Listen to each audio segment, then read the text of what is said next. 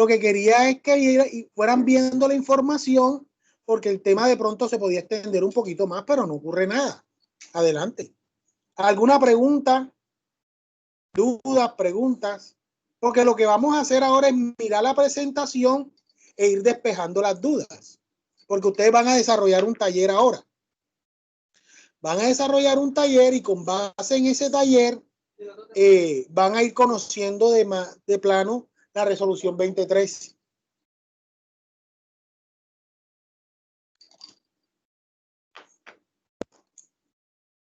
¿Qué preguntas tienen? Bueno, vamos a mostrarles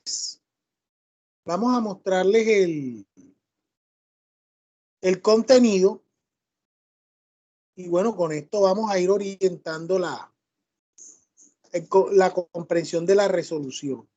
¿Habían leído anteriormente la resolución 2013?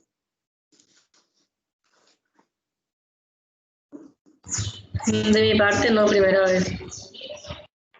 Bueno, listo. Venga, les muestro.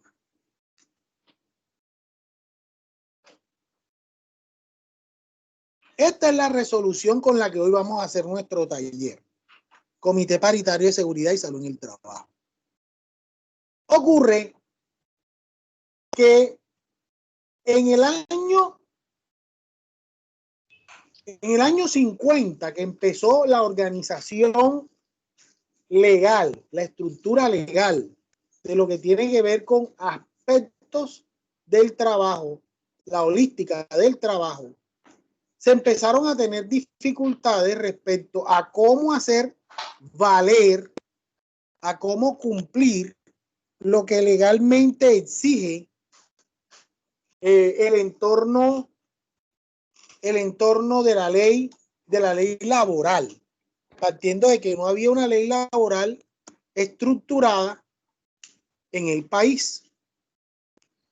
Con esta gran deficiencia, las normas que se empezaban a imponer, a aplicar, también corrían el serio riesgo de ser ineficientes. También corrían ese serio riesgo.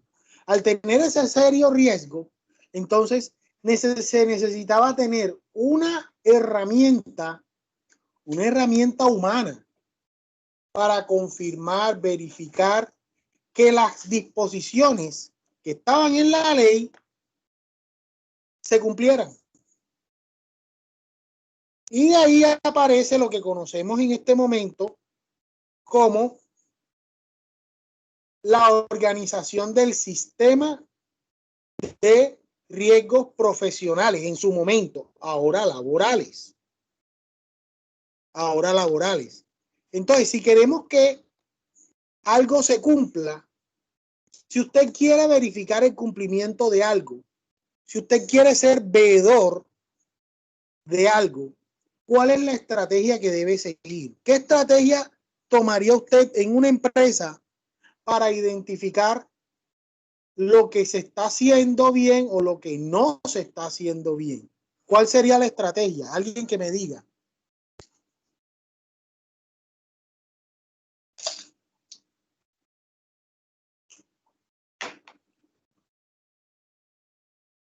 Bueno, pero no todos a la vez.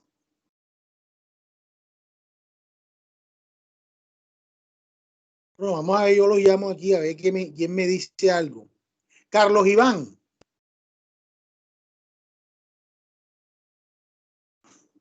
Carlos Iván, ¿estás ahí?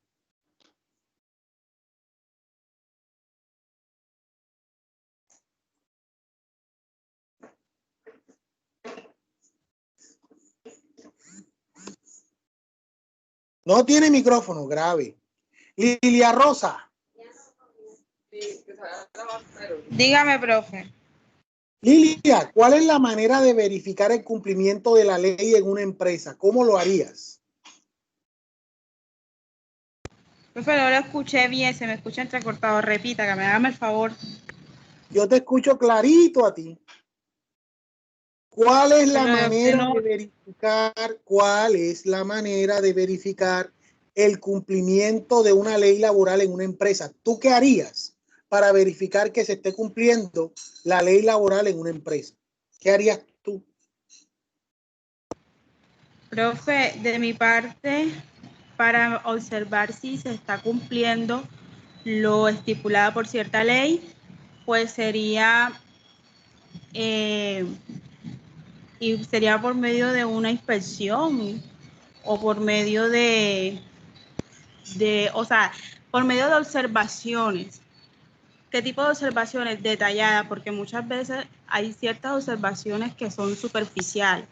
Entonces sería por medio de una inspección, pues dedicada solamente a tratar de demostrar si se está cumpliendo o no cierta ley o norma que se tiene que cumplir. A medida, en la manera en cómo la empresa funciona o trabaja, también se puede mirar si se está cumpliendo o no la ley. Pienso yo. Bien, bien, Lilia, bien, gracias. María Jesús García. María Jesús. Sí, profe. Pues yo por lo menos sí apoyaría también esa parte que está diciendo la compañera, porque, o sea, es primera vez que yo estoy por lo menos viendo sobre este tema y eso, pero sí, una manera fuerte sí sería la observación detallada, como dice la compañera, o sea, no sabría qué otra cosa decirle, pero sí sería buena esa forma. José Ángel, gracias, María Jesús. José Ángel.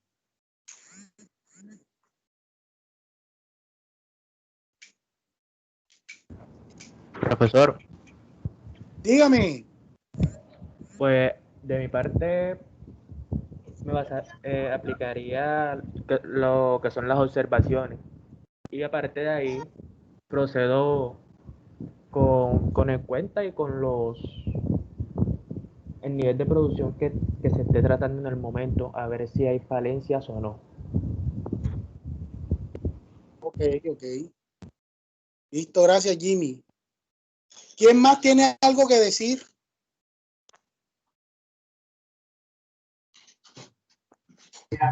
Profe, yo creo que el Ministerio de Trabajo realiza auditorías con los encargados de la seguridad, se llama el coordinador de seguridad, realizan unas auditorías para verificar que se estén cumpliendo todas las leyes que él dispone. Bien. ¿Tienen ustedes alguna otra idea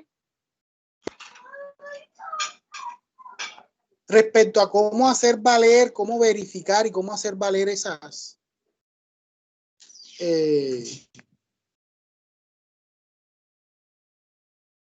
disposiciones?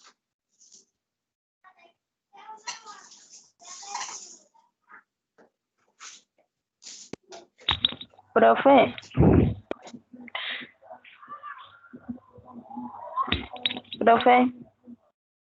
Hola, te escucho.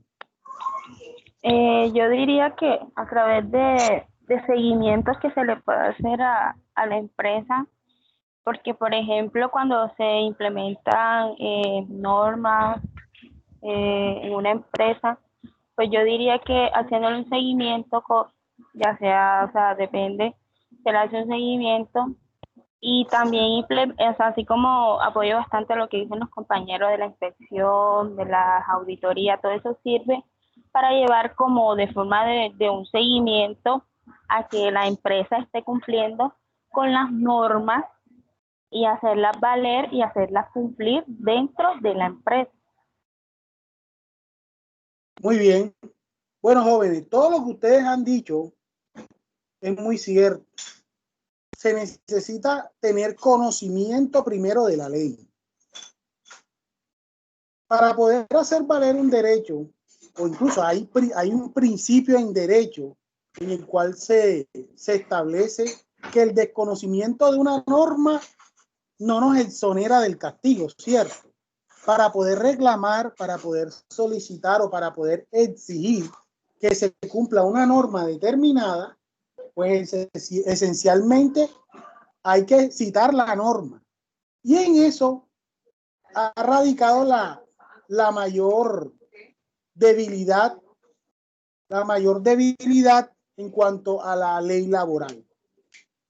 Si nosotros verificamos y analizamos el decreto más significativo en este momento en todo lo que es seguridad y salud en el trabajo, ustedes me dirían cuál es el decreto, ley, resolución más significativo en cuanto al sector trabajo. ¿Cuál sería? Quien sepa, levante la mano. Levante la mano.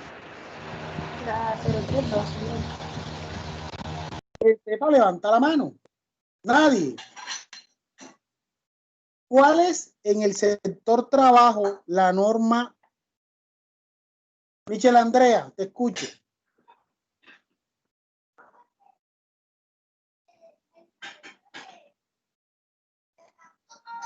Michelle, ¿cuál es la norma del sector trabajo más importante para usted?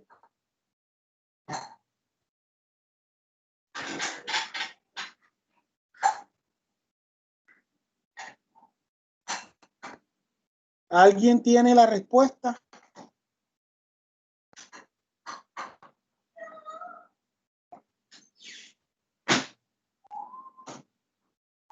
Creí que lo iban a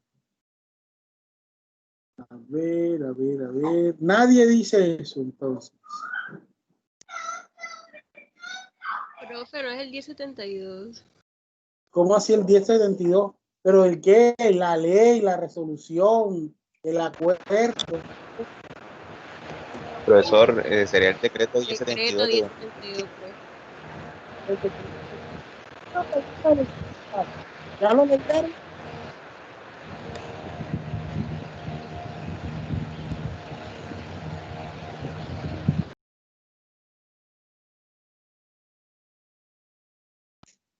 Nueva pregunta. ¿Ya leyeron el decreto?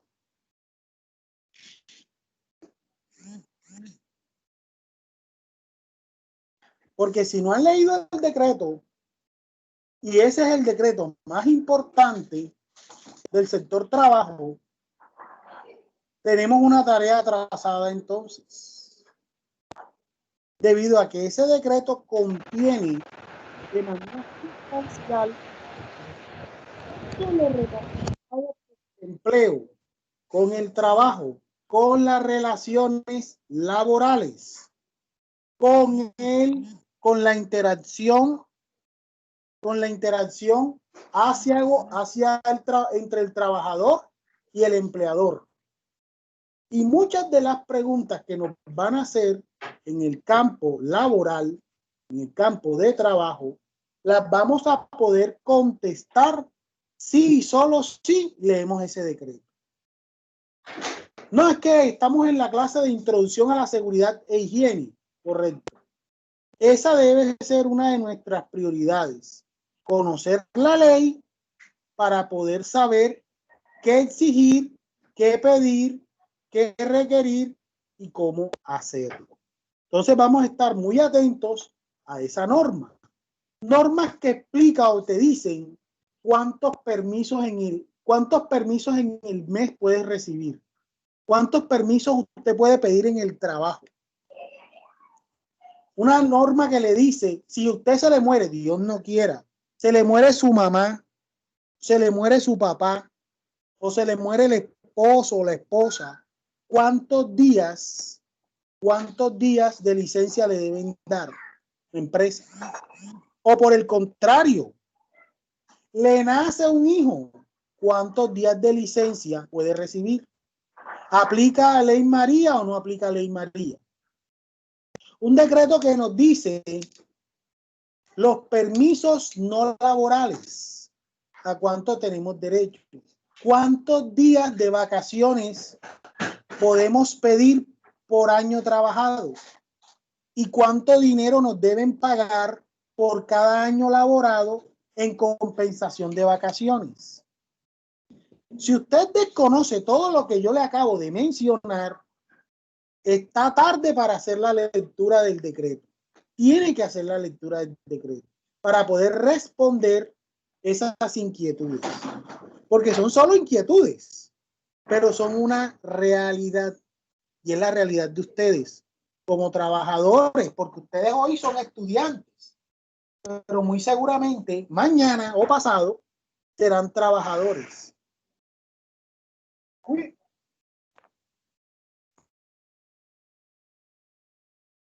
Preguntas. ¿Qué preguntas tienen? Michelle dejó la mano alzada, voy a bajarle la manito. ¿Quién tiene preguntas?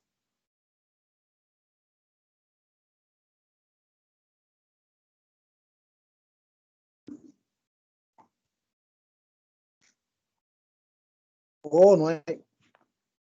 Hoy no hay preguntas. Bueno, recuerden que el decreto 1072, ese decreto no es solo para hacer trabajo.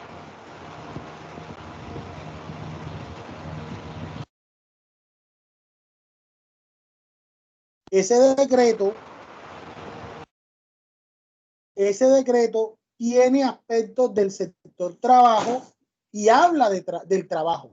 Tiene 3 capítulos importantes, o 3 libros, perdón. Solo que nosotros nos hemos centrado en la parte 2, título 2, que es el que más nos ha llamado la atención. Parte 2, libro 2, título 4, capítulo 6, que es seguridad y salud en el trabajo. Ese lo tenemos que leer obligatoriamente, ese segmento. Pero el conocimiento para poder argumentar y para poderte defender es leyendo todo el decreto. Y va a ser un excelente ejercicio para la próxima clase. La lectura obligada de la parte 2, título 2, capítulo 4, libro 2, parte 2, libro 2, título 4, capítulo 6 del decreto 1072. Esa va a ser nuestra actividad para el taller de la próxima semana. Repita de nuevo, el libro 2. Parte 2, título 4, capítulo 6. Vamos a mostrárselo para que lo vean aquí inmediatamente.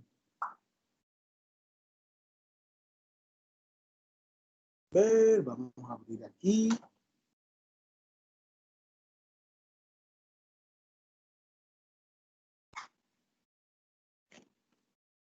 Libro 2, título 2. Libro 2, parte 2. Libro parte 2, título 4, capítulo 6. Decreto 1072. Vamos a verlo aquí. Aquí está.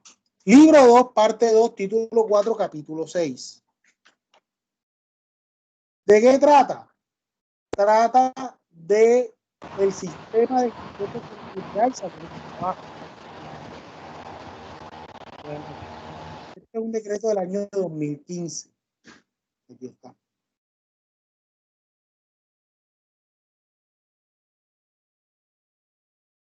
Este es el segmento. Disculpe. Sí, dígame. Lo que pasa es que un poquito más de internet y entonces no veo lo que usted está proyectando. Quería preguntarle que si era el libro 2, parte 2 del capítulo 4. No. Libro 2, parte 2, lo pueden colocar.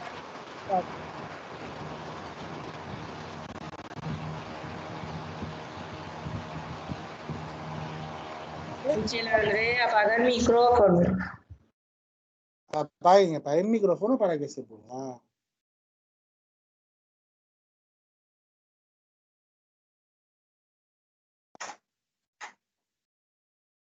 Bueno, jóvenes, ¿qué preguntas tienen entonces ya respecto al tema del COPAS? Ya hablamos del COPAS, ya sabemos qué es.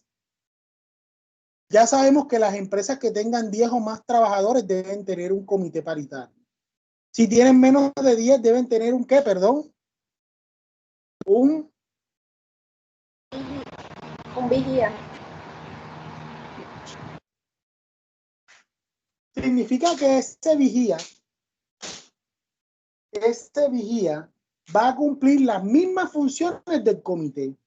Es decir, que de manera periódica él va a estar revisando las condiciones, observando los problemas de seguridad industrial, si hay condiciones inseguras, si los trabajadores se están quejando de algún tipo de situación. Él debe tener conocimiento de eso. Seguidamente tiene conocimiento de eso, él lo que debe hacer es gestionar, hacer las actas, entregar la información al gerente, conversar con él, ponerlo en contexto. Pregunta, ¿quién escoge al vigía ocupacional entonces? ¿Quién escoge al vigía? El personal de trabajo.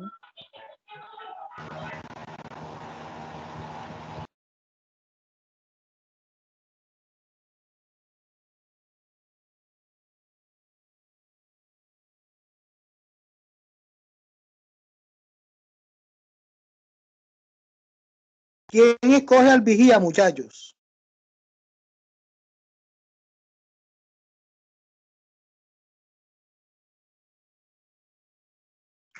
Jóvenes, el vigía empleador.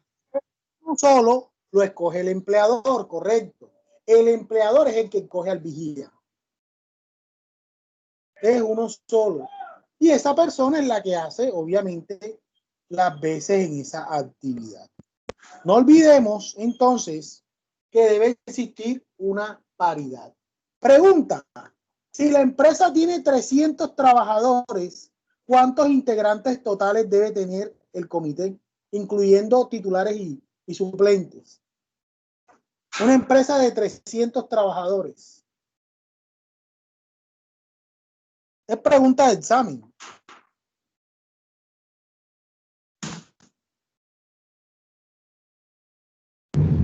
Cinco, profe. Sí, ¿por qué 5? ¿Quién dice otro número? Ya aquí la compañera dijo 5. Profe, el presidente, el secretario y el suplente.